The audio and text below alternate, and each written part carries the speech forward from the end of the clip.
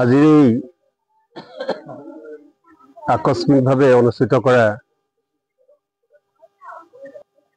নিমুৰি প্ৰাথমিক বিদ্যালয়ৰ খেলাপথাৰত অনুষ্ঠিত হৈ থকা মইনা পাৰিজাতৰ এটি বিশেষ অনুষ্ঠানৰ উপবিষ্ট হৈ থকা সদৌ অসম মইনা পাৰিজাতৰ ভাতৃপ্ৰতিম বিজ্ঞান সমন্বয়ক জাগ্ৰম বৰাদেৱ, সদৌ অসম মইনা পাৰিজাতৰ প্ৰচাৰ বিভাগৰ সম্পাদক দাসদেৱ,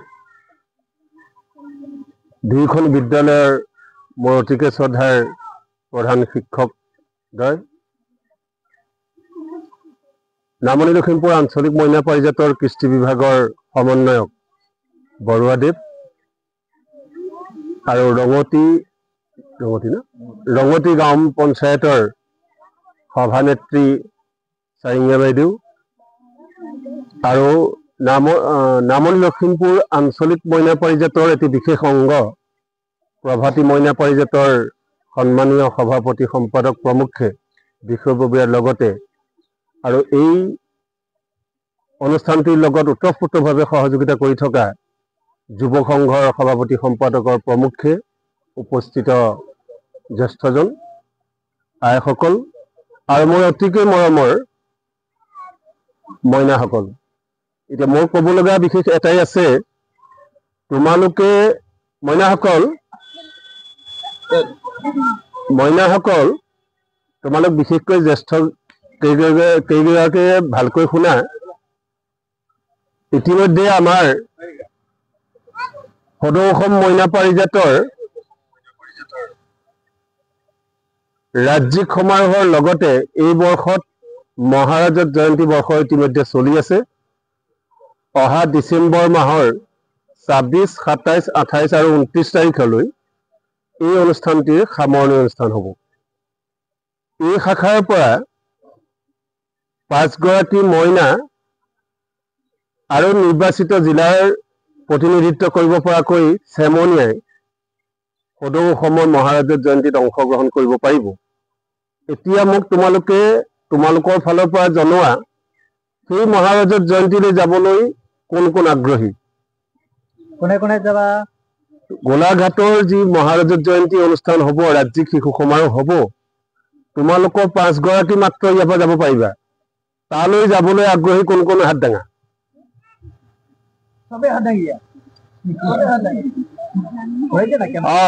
এইফালে ঘূৰা। এতিয়া কথা হ'ল, চোৱা,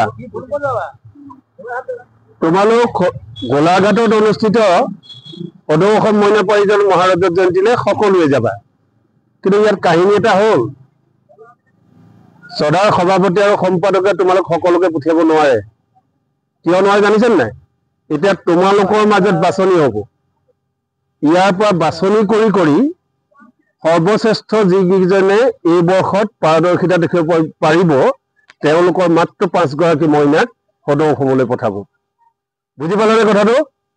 আজিৰ তাৰিখৰ পৰা যি যি বিষয় দিয়া হৈছে, সেই বিষয়কেইটাত পাৰদৰ্শিতা দেখুৱাব পৰাকৈ সাজু হ'বৰ কাৰণে মই প্ৰথমে তোমালোকক কৃতিত্ব দিলো আৰু আহ্বান জনালো। বুজি পালা নাই? য'ত ৫,০০০ শিশু থাকিব, একেলগে একেখন পথাৰতে ৫,০০০ শিশু এটা পৰিয়াল হৈ থাকিব, আমি জ্যেষ্ঠসকলক বাদ দি। সেই পাৰিজাতৰ অংশীদাৰ হ'ব পৰাকৈ তোমালোক প্ৰভাতী মইনা পাৰিজাতৰ পৰা ল'ৰাই হওক কিংবা ছোৱালীয়ে হওক ৫ গৰাকীয়ে সুবিধা পাবা। আজিৰ পৰা কিন্তু প্ৰচেষ্টা হাতত ল'ব লাগিব। অহা ২৫ তাৰিখলৈ বা ২৬ তাৰিখে ৰাতিপুৱা আমাৰ ইয়াৰ পৰা নামনি লখিমপুৰৰ পৰা যাত্ৰা আৰম্ভ হ'ব। তাত ৫ গৰাকী কোন সৌভাগ্যৱান হ'ব সেইটো মই নাজানিম। বুজি পালানে?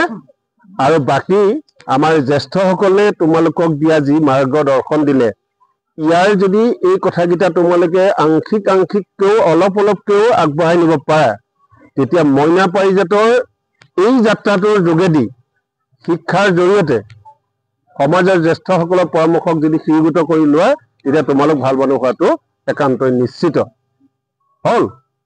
হ'লনে? তোমালোকৰ অকণমান ঠাণ্ডা লাগিছে, হয়নে নহয়? ঠাণ্ডা লাগিছে যদিও কথাকেইটা ঠিকে পাতিছো নে বাৰু? আমি তোমালোকৰ মাজলৈ আহিছে, আমিও ঠাণ্ডা লাগিছে, কিন্তু তোমালোক সৰু যিহেতু অকণমান সহ্য কৰিবলৈ টান হৈছে। আমি দেৰিও নকৰোঁ, কিন্তু আজি যে অনুষ্ঠানটো খুব তাৎক্ষণিকভাৱে কৰিলো, ভাল লাগিলে নাই? আৰু মই ভাবিছো ইতিমধ্যে প্ৰভাতী মইনা পাৰিজাতত প্ৰায় 50ৰো অধিক শিশু আছে, মইনা আছে। আজি সকলোৱে হয়তো খবৰ নাপালে, যিহেতু আমাৰ টেলিফোনিক বাৰ্তালাপত এঘণ্টা মানতে গোটেই অনুষ্ঠানটো কৰা হ'ল। আৰু এই আলহীসকলক পাই তোমালোকৰ ভাল লাগিল নে? আৰু এটা শুভ সংবাদ দি থৈ যাওঁ। অহা 26 চনত তোমালোকৰ এই আশে পাশে জ্যেষ্ঠসকলে জনাব, সভাপতি সম্পাদকে জনাব, নামনি লখিমপুৰ জিলা মইনা পাৰিজাতৰ জিলাৰ নহয় আঞ্চলিকৰ যি সমাৰোহ আহি আছে, এই সমাৰোহ খুব সম্ভৱ তোমালোকৰ ইয়াতে অনুষ্ঠিত হোৱাৰ 80% প্ৰায় নিশ্চিত হ'ব। সমাৰোহটো লাগে নালাগে? সমাৰোহ তোমালোকে চাব বিচৰা নাই? এই দেওতলাত যে সমাৰোহ হৈছিলে আঞ্চলিক সমাৰোহ, তালৈ কোন কোন গৈছিলা? তালৈ কোন কোন গৈছিলা? হাত দাঙা। তুমি গৈছিলা? তুমি গৈছিলা। আৰু তুমি গৈছিলা? এওঁলোকৰ অনুভৱটো হলেই, এতিয়া তোমালোকৰ অনুভৱ হবলৈ মন আছে নাই? সেই অংশীদাৰ হবলৈ মন আছে নাই? অহা 26 আৰু এটা বছৰৰ পিছতেই আমাৰ নিতুল বৰুৱা ছাৰ আছে, সম্পাদক ডাঙৰীয়া আছে, সভাপতিদেৱ আছে, আৰু জ্যেষ্ঠ আমাৰ উপদেষ্টা তোমালোকৰ আমাৰো গুৰু পৰামৰ্শদাতা গুৰুসকল আছে, আৰু ধৰণী বৰা ছাৰ আছেই। এইসকলৰ প্ৰচেষ্টাত, আমাৰ সকলোৰে সন্মিলিত প্ৰচেষ্টাত অহা 26ত তোমালোকৰ ইয়াত আঞ্চলিক সমাৰোহ ভাগ হ'ব। আৰু মই ভাবিছো তেতিয়ালৈ তোমালোক অন্য শাখাক পৰাজিত কৰি যাতে সদায় আগস্থান ল'ব পাৰা, এই প্ৰচেষ্টা কিন্তু আজি তাৰিখৰ পৰা ল'বা। আৰু বৰ দীঘলীয়া নকৰো, মই প্ৰথমতেই বিশেষভাৱে অভিনন্দন আৰু ধন্যবাদ জনাইছো প্ৰভাতী মইনা পাৰিজাতৰ সভাপতি সম্পাদক প্ৰমুখ্যে বিষয়ববীয়াসকলক। আধা ঘণ্টামানৰ সময়তে আমাৰ এই যিটো আজি যাত্ৰা হ'ল, আধা ঘণ্টামানৰ সময়তে এই যে সুযোগটো দিয়া হ'ল বা এই সময়কণ দিয়া হ'ল, আৰু আজি তোমালোকে এটা অনুভৱ কৰিছেনে? তোমালোকৰ যে কথনখিনি হ'ল, আজি সন্ধিয়ালৈ গোটেই অসমে জানিব। বুজি পালা নাই? তোমালোকৰ আমাৰ সকলোৰে ছবিবোৰ দেখিব, তোমালোকে কি কি পাতিলা, কি কি শুনিলা, আৰু এঘণ্টাৰ পিছত গোটেই অসমৰ মইনা পাৰিজাত বিলাকে গম পাব, শিশুসকল বিলাকে গম পাব। অকল আমি এইখিনিতে পাতি থকা নাই কিন্তু। বুজি পালা? আমি যদিও আজি মইনা পাৰিজাতৰ সাজত নাই, তথাপিতো পাৰিজাত সম্বন্ধীয় কথাত যিহেতু আহিলো, তোমালোক যিহেতু মইনা, তোমালোকৰ গোটেই কথাখিনি কোনে কি কি কৰিলা ছবিও কব, শব্দও কব, গোটেই অল অসমৰ সদৌ অসম মইনা পাৰিজাতৰ যিমানখিনি মইনা আছে সকলোৱে এই বাৰ্তাটো আজি পাব। ক'ৰ পৰা পাব? শিমলুগুৰি নিমুৰিত প্ৰভাতী মইনা পাৰিজাতৰ মইনাসকলৰ লগত এই জ্যেষ্ঠসকল সন্মানীয় ব্যক্তিসকলে কথোপকথন হৈছিল। হ'ল? তেতিয়া মই দীঘলীয়া নকৰো, আৰু মই ভাবিছো এওঁলোকক উৎসাহ যোগাবলৈ আমাৰ কৰ্মকৰ্তাসকলক বাদ দিও যিসকল বিশেষ অভিভাৱক আৰু আমাৰ সন্মানীয় বাইদেউ আহি যিহেতু এইখন সময় আমাক দিলে, আমি বিশেষ পাৰিজাতৰ ফালৰ পৰা কৃতজ্ঞতা আৰু অভিনন্দন জনাইছো।